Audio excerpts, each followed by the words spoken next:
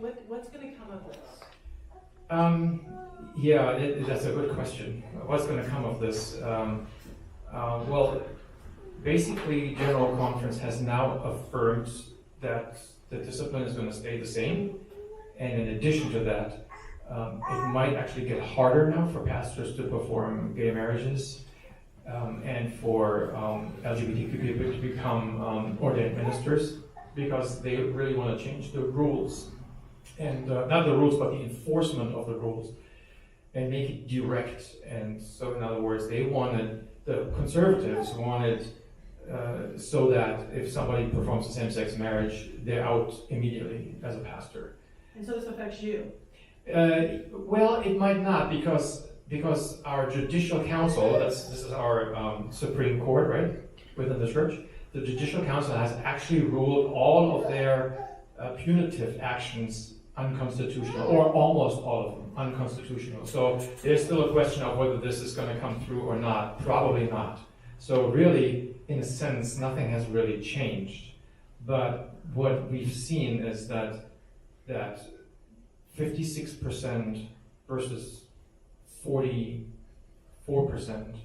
of the people in the church, was 54% versus 46, I'm sorry, are definitely have dug in their heels, and they basically prevent us from changing, and that is not likely to change in the future because of the nature of the global church that we are, and in the fact that we have so many conservative conferences all around the world that and it's understandable to a degree, because I mean in their part of the world, their local laws may be against gay marriage, or even to be a homosexual in some African countries I know is against the law. I mean it's a completely different world, and so because of that, I think there is a good chance that there will be a split.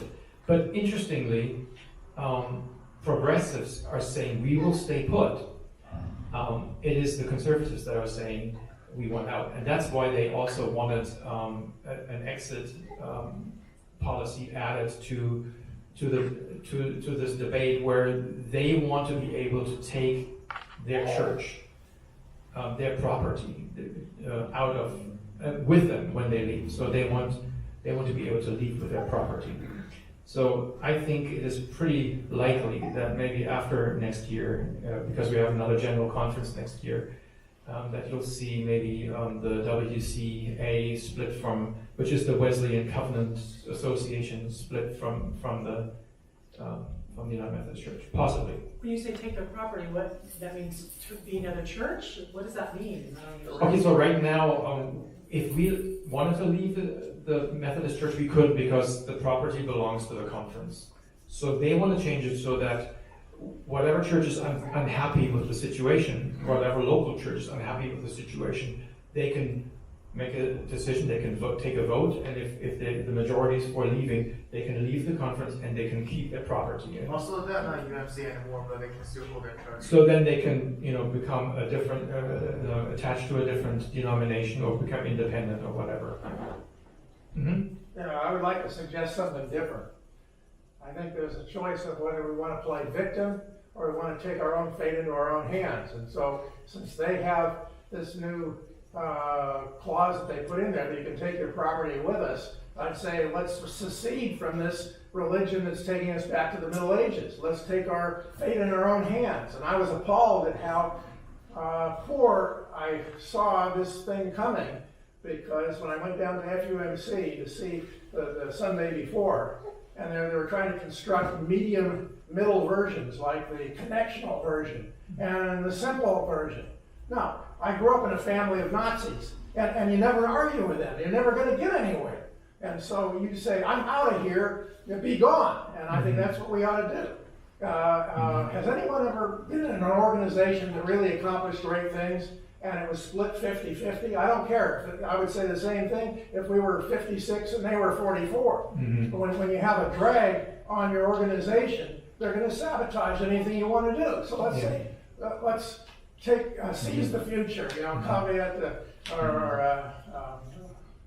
I actually, Bob, emotionally, I'm totally with you, because it really, Yeah, I agree with Rob Renfro when he said, let's just set each other free. Yeah. Because we're fighting and spending all these resources and all this time and the energy and the emotional energy to fight each other and hurt each other. You know, if we set each other free, you know, maybe more work could get done for Christ than if we're together as a church. And, you know, Jesus said it, a house divided cannot stand.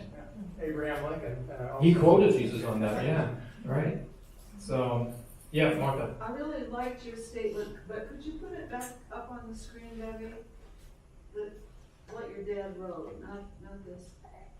I wonder if we could change that and adapt it by saying what punitive actions our United Methodist Church threatens. Mm-hmm. Vinny agrees. Okay, can you change that, Debbie? Back to the was it? Or what? No, change what she just said. Add the United Methodist What denomination. punitive actions the United Methodist Church threatens. You want to be more specific about where this action is coming from. Yeah. Exactly. Top, not from our church here. Right. It's a little bit ambiguous. Mhm. Yeah, I like that. Clearer. Thank you.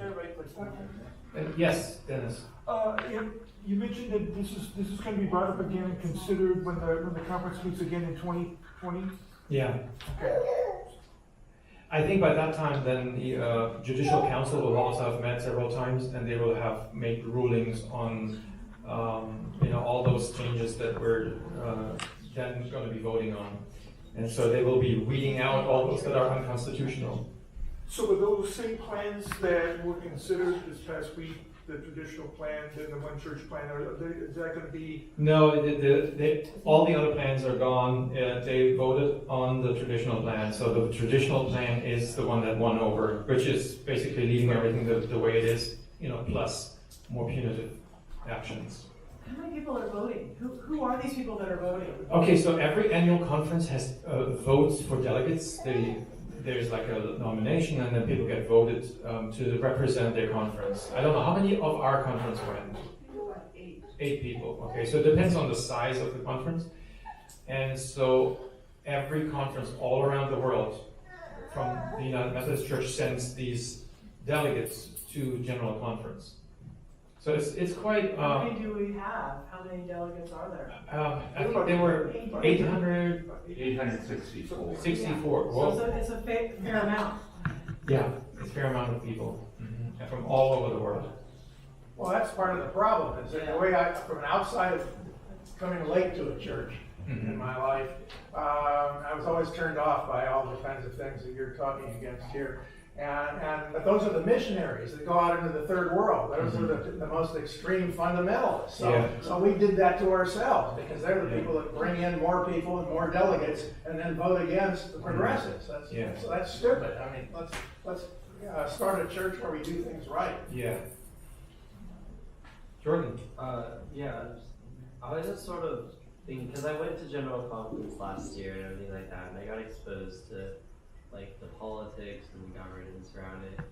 And the entire time I was sort of thinking, like, why do we need a book of discipline?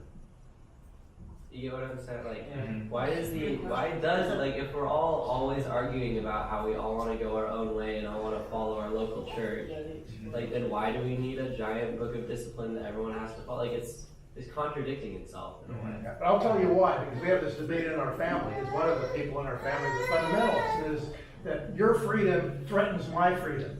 So I can't give you your freedom.